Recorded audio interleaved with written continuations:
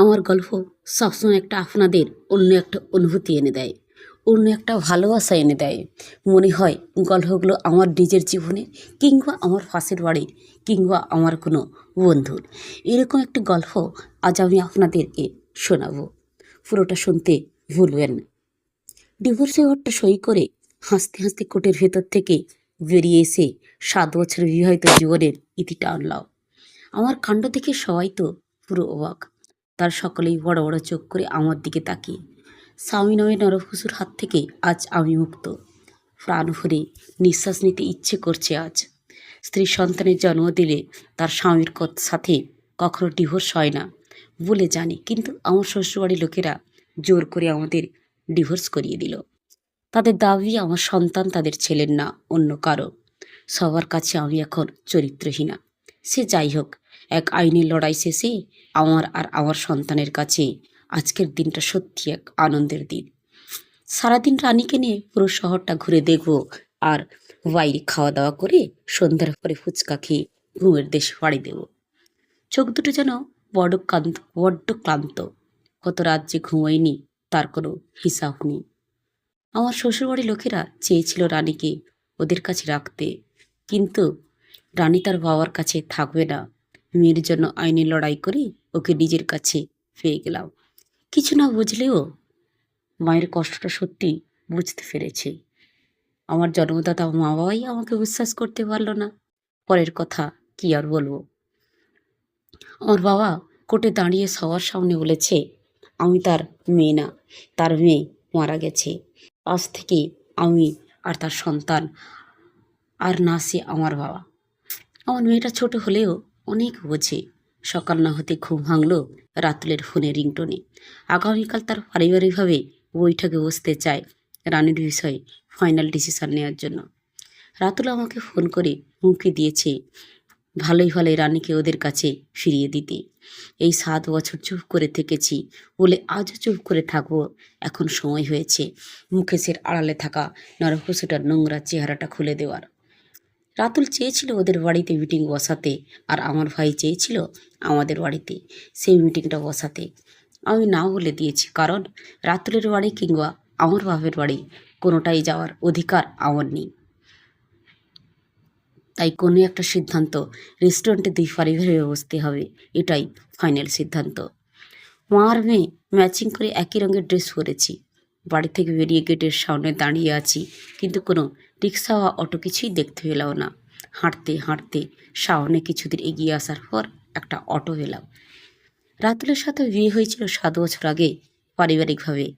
আমি বিয়েতে রাজি ছিলাম না, কিন্তু মা বাবা এক প্রকার জোর করেই বিয়েটা দিয়েছিল।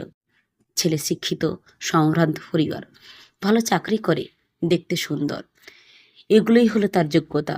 কোনো খোঁজ খবর নেয়ার প্রয়োজন মনে করেনি যে ছেলেটা ভালো কিনা, তার চরিত্র কেমন ছিল জানার দরকার পড়েনি আমার পরিবারের। আমি মনে হয় ওদের ঘাড়ে একটা বোঝা হয়েছিলাম। আসলে মানুষের কাছে মেয়েরা কুড়িতেই বুড়ি হয়ে যায়। বিয়ের পর 2 বছর শ্বশুরবাড়িতে ছিলাম। অবশ্য রাতুল চেয়েছিল বিয়ের পরই ওর কাছে নিয়ে যাওয়ার জন্য, কিন্তু রানী ফেটে এলো, আর তখন শুরু হলো আসল সমস্যা। রাতুল কিছুতেই বাচ্চাকে রাখবে না, আর আমাকে জোর করে অ্যাবর্শন করাবে। আমার শ্বশুর শাশুড়ির বাধা দেওয়ার কারণে বাচ্চাটাকে ফেলতে পারেনি। শ্বশুরবাড়ির লোকেরা আর কলকাতা যেতে দিল না, যদি রাতুল বাচ্চাটাকে অ্যাবর্শন করায় এই ভয়ে। রানীর বিষয়টা নিয়ে রাতুল আমার উপর খুব বিরক্ত হয়েছিল।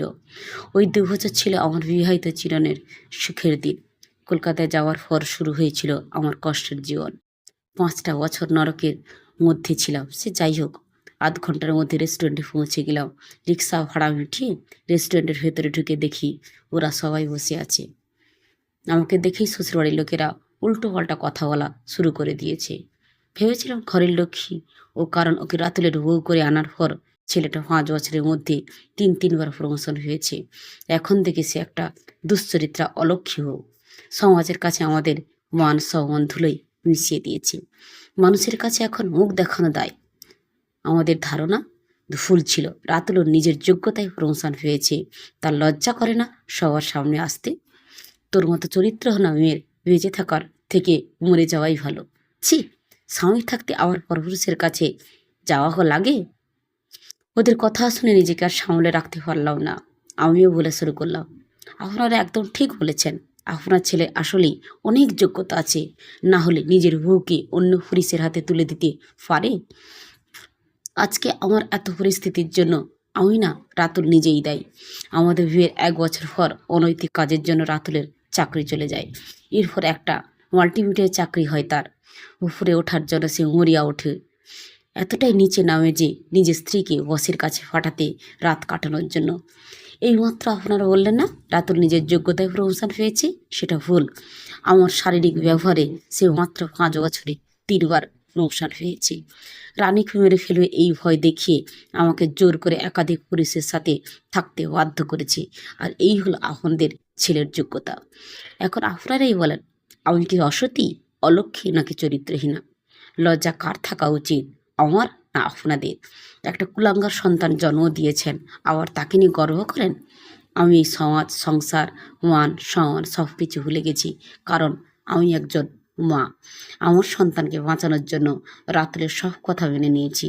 দিনের পর দিন আমাকে এই অত্যাচার সহ্য করতে হয়েছে। কত পা হাত ধরে কেঁদেছি নিজের স্বার্থের জন্য, যে নিজের স্ত্রীকে অন্যের হাতে তুলে দিতে পারে, সে নিজের মেয়েকেও অন্যের হাতে তুলে দেবে না, তার গ্যারেন্টি কি? এখন থেকেই আমি রানীর বাবা, মা সব। আমি চললাম আপনাদের পরিবার থেকে অনেক দূরে। থাকুন আপনারা আপনাদের এই কুলাঙ্গার ছেলেকে নিয়ে। কথাগুলো বলে রানীকে নিয়ে রেস্টুরেন্ট থেকে চলে এলাম। আমার মেয়েকে নিয়ে অনেক দূরে চলে যাব, যেখানে কেউ আমার সন্তানের গায়ে কলঙ্কের দাগ না কাটতে পারে। ধন্যবাদ।